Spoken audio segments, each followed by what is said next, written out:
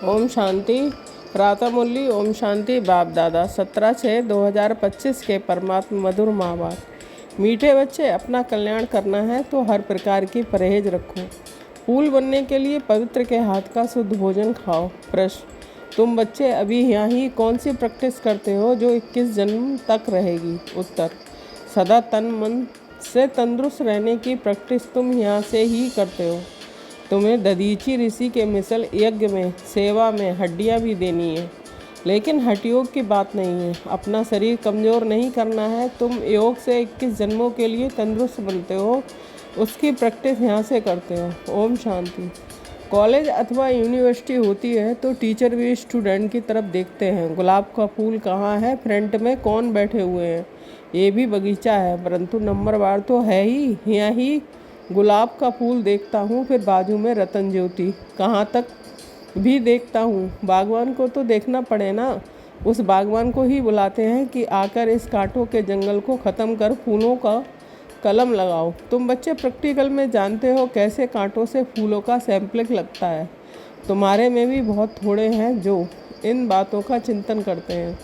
ये भी तुम बच्चे जानते हो कि वह बागवान भी है, खिवैया भी है। सबको ले जाते हैं, फूलों को देख बाप भी खुश होते हैं। हर एक समझते हैं हम कांटों से फूल बन रहे हैं। नॉलेज देखो कितनी ऊंची है, इस समझने में भी बहुत बड़ी बुद्धि चाहिए। ये है ही कलयुगी नरकवासी। तुम स्वर्गवासी बन रहे हो। सन्यासी लोग तो घर बार छोड़ भाग जाते हैं। तुमको भागना नहीं है। किसी किसी घर में एक कांटा है तो एक फूल है। बाबा से कोई पूछते हैं, बाबा बच्चे की शादी कराएं? बाबा कहेंगे, भल कराओ, घर में रखो, संभाल करो। पूछते हैं, इससे ही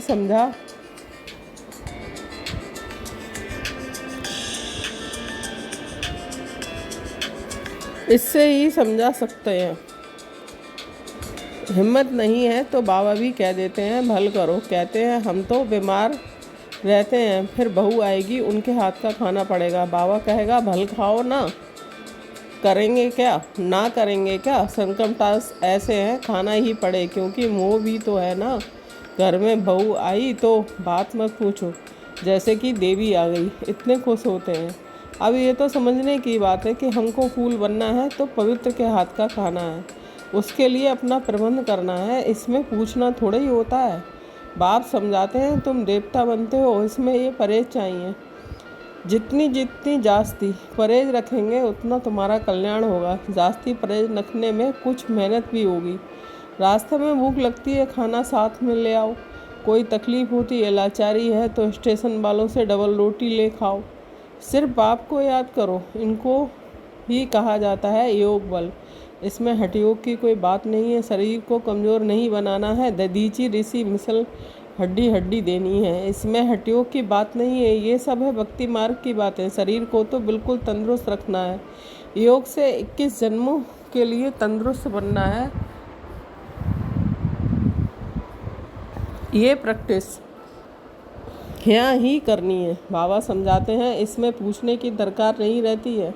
हाँ, कोई बड़ी बात है, उसमें मूझते हो तो पूछ सकते हो। छोटी छोटी बातें बाबा से पूछने में कितना टाइम जाता है। बड़े आदमी बहुत थोड़ा बोलते हैं। शिव बाबा को कहा जाता है सदगति दाता। रावण को सदगति दाता थोड़े ही कहेंगे। अगर होता तो उनको जलाते क्यों? बच्चे समझते हैं रावण तो नामी गिराफी हैं। भल ताकत रावण में बहुत है, परंतु दुश्मन तो है ना। आधा कल्प रावण का राज चलता है, परंतु कब महिमा सुनी है? कुछ भी नहीं। तुम जानते हो रावण 5 विकारों को कहा जाता है। साधु संत पवित्र बनते हैं तो उनकी महिमा करते हैं ना। इस समय के मनुष्य तो सब पतित हैं। भल कोई भी आए, समझो कोई बड़े आदमी आते हैं, कहते हैं बाबा से मुलाकात करें। बाबा उनसे क्या पूछेंगे? उनसे तो यही पूछेंगे कि राम राज और रावण राज कब सुना है, मनुष्य और देवता कब सुना है। इस समय मनुष्यों का राज है या देवताओं का? मनुष्य कौन, देवता कौन? देवता किस राज में थे? देवताओं तो होते हैं सतयुग में, यथा राजा रानी तथा प्रजा। तुम पूछ सकते हो कि ये नई सृष्टि है या पुरानी। सतयुग में किसका राज था, अभी किसका राज है? चित्र तो सामने है। भक्ति क्या है, ज्ञान क्या है, ये बाप ही बैठ समझाते हैं। जो बच्चे कहते हैं बाबा धारणा नहीं होती, उन्हें बाबा कहते हैं, अरे अल्प और वे तो सहज है ना। अल्प बाप ही कहते हैं मुझ बाप को याद करो तो वर्षा मिल जाएगा। भारत में शिव जयंती भी मनाते हैं, परंतु कब भारत में आकर स्वर्ग बनाया। भारत स्वर्ग था ये नहीं जानते, भूल गए हैं। तुम कहेंगे हम भी कुछ नहीं जानते थे तो हम स्वर्ग के मालिक थे। अब बाप द्वारा हम फिर से देवता बन रहे हैं। समझाने वाला मैं ही हूँ। सेकंड में जीवन मुक्ति गाया हुआ है, परंतु इनका भी अर्थ थोड़ा ही समझते हैं। सेकंड में तुम स्वर्ग की परियां बनते हो ना। इनको इंद्र सभा भी कहते हैं। वह फिर इंद्र समझते हैं बरसात बरसाने वाले को। अब बरसात बरसाने वालों की कोई सभा लगती है क्या। इंद्रलठ, इंद्र सभा, क्या क्या सुनाते हैं। आज फिर से ये पुरुषार्थ कर रहे हैं। पढ़ाई है ना, बैरिस्ट्री पढ़ते हैं तो समझते हैं कि कल हम बैरिस्टर बनेंगे। तुम आज पढ़ते हो, कल शरीर छोड़ राजाई में जाकर जन्म लेंगे। तुम भविष्य में ये प्रारब्ध पाते हो। यहाँ से पढ़कर जाएंगे, फिर हमारा जन्म सतयुग में होगा। एम ऑब्जेक्ट ही है प्रिंस प्रिंसेस बनने की। राजयोग है ना। कोई कहे बाबा हमारी बुद्धि नहीं खुलती, ये तो तुम्हारी तकदीर ऐसे है, ड्रामा में पार्ट ऐसा है। उसको बाबा चेंज कैसे कर सकते हैं। स्वर्ग का मालिक बनने के लिए तो सब हकदार हैं, परंतु नंबरवार तो होंगे ना। ऐसे तो नहीं सब बादशाह बन जाएं। कोई कहते हैं ईश्वरीय ताकत है तो सबको बादशाह बना दें, फिर प्रजा कहाँ से आएगी। ये समझ की बात है ना। इन लक्ष्मी नारायण का राज्य था, अभी तो सिर्फ नाम मात्र महाराजा महारानी है। टाइटल भी दे देते हैं, लाख दो देने से राजा रानी का लक़ब मिल जाता है, फिर चाल भी ऐसी रखनी पड़े। अभी तुम बच्चे जानते हो कि हम श्रीमत पर अपना राज स्थापन कर रहे हैं। वहाँ तो सब सुंदर गोरे होंगे। इन लक्ष्मी नारायण का राज्य था ना। शास्त्रों में कल्प की आयु लंबी लिख देने से मनुष्य भूल गए हैं। अभी तुम पुरुषार्थ कर रहे हो सांवरे से सुंदर बनने का। अब देवताएं काले होते हैं क्या। श्री कृष्ण को सांवरा, राधे को गोरा दिखाते हैं। अब सुंदर तो दोनों सुंदर होंगे ना, फिर कामचिता पर चढ़ दोनों काले बन जाते हैं। वहाँ है सुनहरी दुनिया के मालिक, ये है काली दुनिया। तुम बच्चों को एक तो अंदर में खुशी रहनी चाहिए और दैवी गुण भी धारण करने चाहिए। कोई कहते हैं बाबा बीड़ी नहीं छूटती है। बाबा कहेंगे अच्छा बहुत पियो। पूछते हो तो क्या कहेंगे, परहेज में नहीं चलने से गिरोगे। खुद अपनी समझ होनी चाहिए ना। हम देवता बनते हैं तो हमारी चाल चलन, खान पान कैसा होना चाहिए। सब कहते हैं हम लक्ष्मी को नारायण को बनेंगे। अच्छा अपने को देखो, ऐसे गुण हैं। हम बीड़ी पीते हैं, फिर नारायण बन सकेंगे। नारद की भी कथा है ना।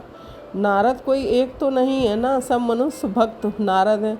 बाप कहते हैं देवता बनने वाले बच्चे अंतर्मुखी बन अपने आप से बातें करो कि हम सब देवता बनते हैं तो हमारी चलन कैसी होनी चाहिए। हम देवता बनते हैं तो शराब नहीं पी सकते हैं, बीड़ी नहीं पी सकते हैं, बेकार में नहीं जा सकते हैं, पतित के हाथ का नहीं खा सकते हैं, नहीं तो अवस्था पर असर हो जाएगा।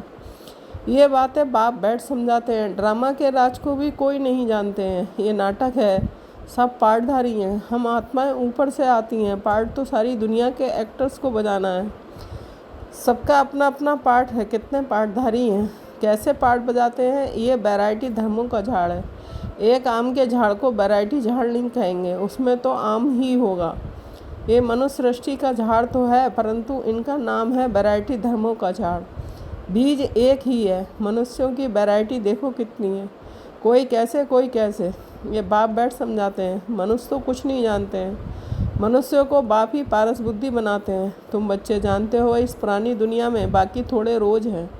कल पहले मुआफिक सैम्पलिंग लगती रहती है। अच्छी प्रजा साधारण प्रजा का भी सैम्पलिंग लगता है।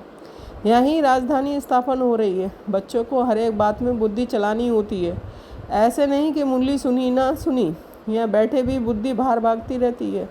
ऐसे भी है, कोई तो सम्मुख मुरली सुनकर बहुत गद्द होते हैं, मुरली के लिए भागते हैं, भगवान पढ़ाते हैं।